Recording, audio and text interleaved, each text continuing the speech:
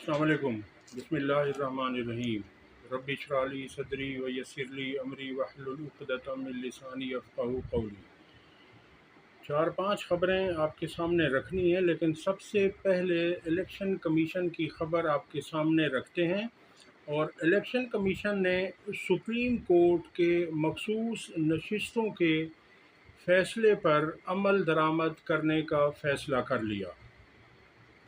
لگ یہ رہا تھا، بہت سے لوگوں کا خیال تھا، اندازے تھے کہ الیکشن کمیشن پہلے کی طرح ٹال مٹول سے کام لے گا اور ڈیلینگ ٹیکٹکس استعمال کرے گا، اور چونکہ حکومت کے ساتھ اس کا بہت گہرا گٹھ جوڑ ہے، اس لیے یہ روڑے اٹکائے گا اس فیصلے کی راہ میں اور کوشش کرے گا کہ اس فیصلے میں رکاوٹیں کھڑی کی جائیں۔ مگر اب جو فیصلہ سامنے آیا ہے، ترجمان الیکشن کمیشن نے کہا کہ ہم سپریم کورٹ کے فیصلے پر منوان عمل درآمد کریں گے، اور اگر ہمیں کہیں پر رکاوٹ پیش آئی تو ہماری ٹیم یا ہم خود عدالت عظمیٰ سے رابطہ کریں گے۔ ان کا مزید کہنا تھا کہ ہم نے ہمیشہ سپریم کورٹ کے فیصلوں کا احترام کیا ہے اور ہم نے کبھی سپریم کورٹ کے کسی فیصلے کی غلط انٹرپریٹیشن نہیں کی۔ یعنی ان کا کہنا تھا کہ ہم نے مخصوص نشستوں کے کیس میں جو فیصلہ آیا، اس کی ہم نے کبھی غلط تشریح یا غلط توجیہ یا غلط مطلب نہیں لیا۔ جبکہ دوسری طرف اگر دیکھا جائے تو چیف جسٹس قاضی فائز عیسیٰ بار بار اس کیس کی سماعت کے دوران یہ کہتے رہے کہ الیکشن کمیشن نے ہمارے فیصلے کی غلط تشریح کی ہے۔ اب چیف جسٹس یہ فرماتے ہیں کہ سپریم کورٹ کے 3 رکنی بینچ کی، یعنی جو 12 جنوری کا فیصلہ تھا، اس کے متعلق قاضی صاحب فرماتے ہیں کہ ہم نے تو یہ فیصلہ نہیں دیا تھا کہ تحریک انصاف کو پارٹی ہی نہ تصور کیا جائے۔ ہم نے تو صرف یہ کہا تھا کہ تحریک انصاف نے چونکہ انٹرا پارٹی الیکشنز نہیں کروائے، اس لیے ہم نے بطور سزا تحریک انصاف سے ان کا انتخابی نشان، بلے کا نشان، واپس لیا تھا، اور اس سے زیادہ ہم نے کچھ نہیں کیا تھا۔ نہ تو ہم نے تحریک انصاف کو یہ کہا تھا کہ وہ پارٹی نہیں ہے، اور نہ ہم نے اپنے فیصلے میں کہیں یہ کہا کہ انہیں پارٹی کا ممبر یا ان کی پارٹی کو ہی تسلیم نہ کیا جائے، ایسا تو ہم نے کبھی نہیں کہا۔ یہ 3 رکنی بینچ کی بات کر رہا ہوں، جس کی سربراہی قاضی فائز عیسیٰ صاحب کر رہے تھے، اور ان کے ساتھ دیگر 2 جسٹس صاحبان میں جسٹس محمد علی مظہر اور جسٹس مسرت ہلالی صاحبہ تھیں۔ اب چونکہ اس فیصلے پر قاضی صاحب پر بہت زیادہ تنقید کی گئی، چونکہ انہوں نے ایک پارٹی کو ان کے نشان سے محروم کر کے کروڑوں لوگوں کے ساتھ یہ زیادتی کی، ناانصافی کی، اور اسی کی وجہ سے مخصوص نشستوں کے کیس نے جنم لیا، اور الیکشن کمیشن نے اسی وجہ سے مخصوص نشستیں تحریک انصاف کو دینے کے بجائے مختلف دوسری سیاسی جماعتوں میں وہ تقسیم کر دیں، اور لوٹ کا مال، چوری کا مال سمجھ کر نون لیگ کو چونکہ سب سے زیادہ فائدہ ہوا، اور اب تکلیف بھی سب سے زیادہ نون لیگ کو ہو رہی ہے۔ جیسے کل مریم نواز فرما رہی تھی کہ یہ حکومت 5 سال پورے کرے گی، جبکہ انہیں پتہ ہے، سمجھ میں نہیں آتی کہ کیا ان کا ضمیر انہیں ملامت نہیں کرتا ہوگا، یہ اندر سے انہیں خیال نہیں آتا ہوگا کہ ہم کس طرح سے زیادتی کر رہے ہیں، دھاندلی کر کے، ہم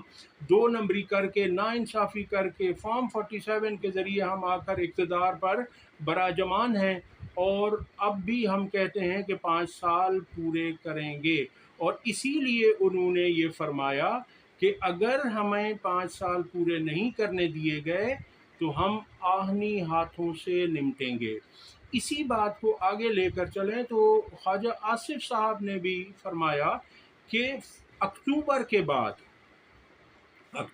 بعد تحریک انصاف نے 8 فروری 2024 کے الیکشن پر حملہ آور ہونا ہے۔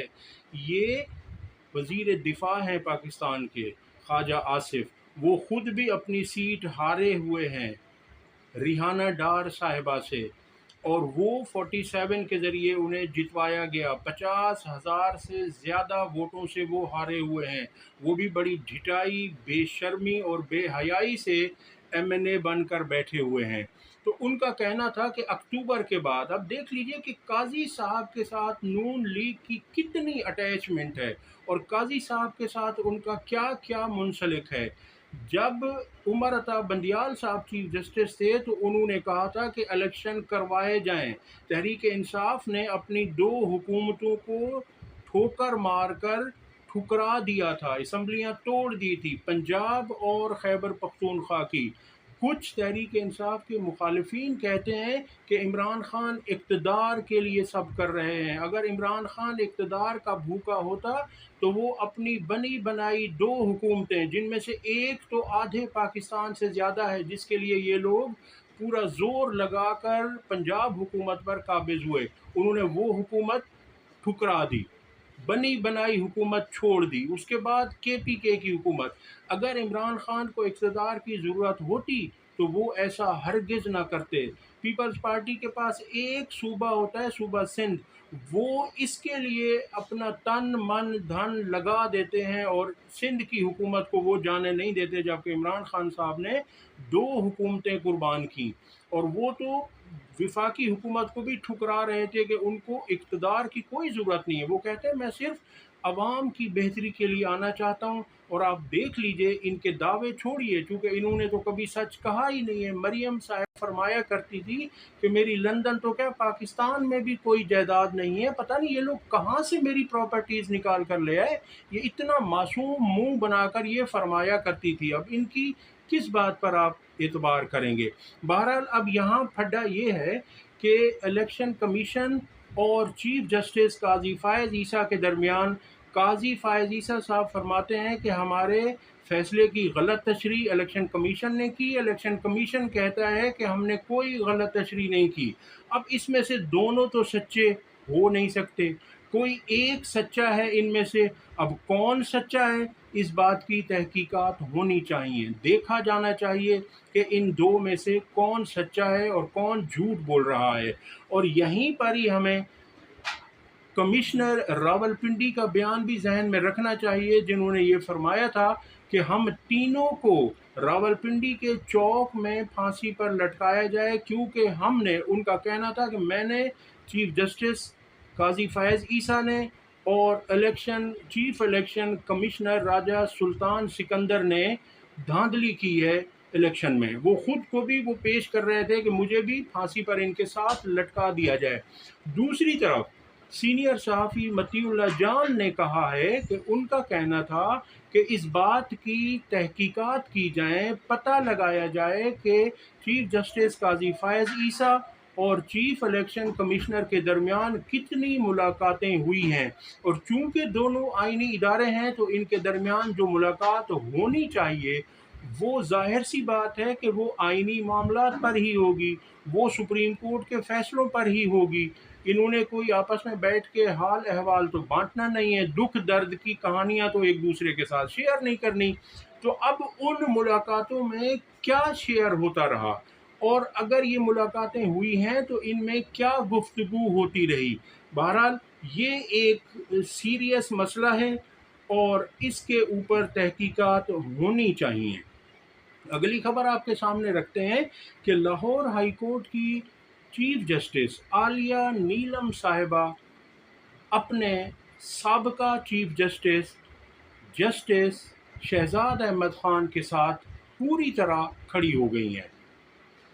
انہوں نے الیکشن کمیشن سے ملاقات کی اور آپس میں مشاورت کی، چونکہ سپریم کورٹ کا فیصلہ تھا۔ قاضی فائز عیسیٰ صاحب نے کہا تھا کہ آپ دونوں آئینی ادارے ہیں، الیکشن کمیشن اور لاہور ہائی کورٹ، تو آپ جا کر chief justice Lahore high court سے بیٹھ کر مشاورت کریں، اور بیٹھ کر افہام و تفہیم سے، میننگ فل کنسلٹیشن سے، با مقصد مذاکرات کر کے، مشورہ کر کے آپ فیصلہ کر لیں کہ الیکشن ٹریبونل کے ججز کون کون سے تعینات کرنے ہیں۔ تو اس سلسلے میں ملاقات ہوئی جس پر چیف جسٹس عالیہ نیلم صاحبہ نے دو ٹوک واشگاف اور صاف الفاظ میں کہا کہ جو ٹریبونل شہزاد احمد خان بنا کر گئے تھے ٹریبونل تو وہی رہیں گے، ان میں کوئی تبدیلی نہیں ہوگی۔ چیف جسٹس لاہور کا کہنا تھا کہ مجھے اپنے ججز پر مکمل اعتماد ہے اور میں انہیں تبدیل نہیں کر سکتی۔ اس کے بعد لگتا یہی ہے کہ یہ ڈیڈ لاک پیدا ہو گیا ہے، کیونکہ ان ججز کو چیف الیکشن کمشنر بطور ٹریبونل تعینات کرنا نہیں چاہتے، کیونکہ وہ ججز منصف مزاج ہیں، وہ ججز انصاف کے ساتھ کھڑے ہونے والے ہیں، وہ ججز دبنگ ہیں، وہ ججز اپنے پاؤں پر کھڑا ہونا جانتے ہیں، وہ ججز کوئی دباؤ قبول کرنے والے نہیں ہیں، وہ ججز وہ ہیں جو حق اور سچ کی بات کریں گے۔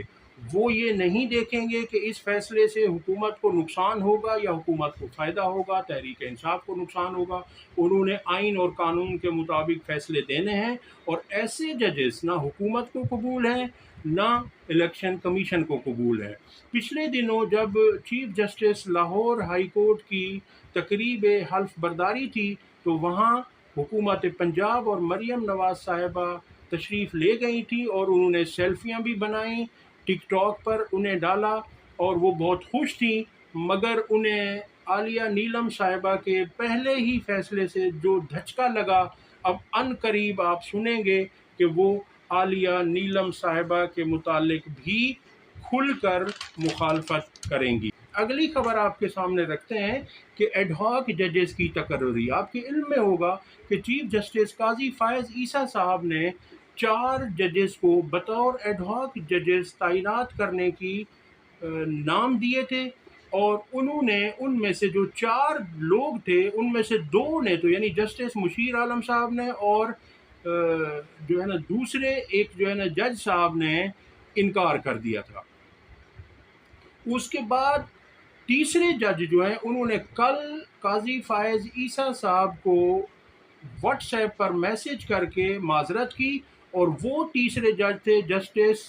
مظہر عالم میاں خیل۔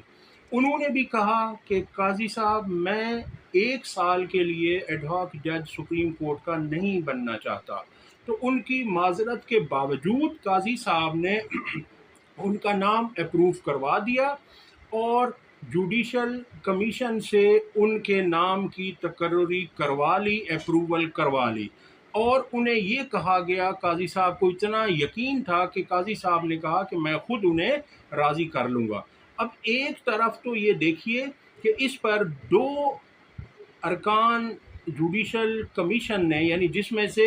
سید منصور علی شاہ اور جسٹس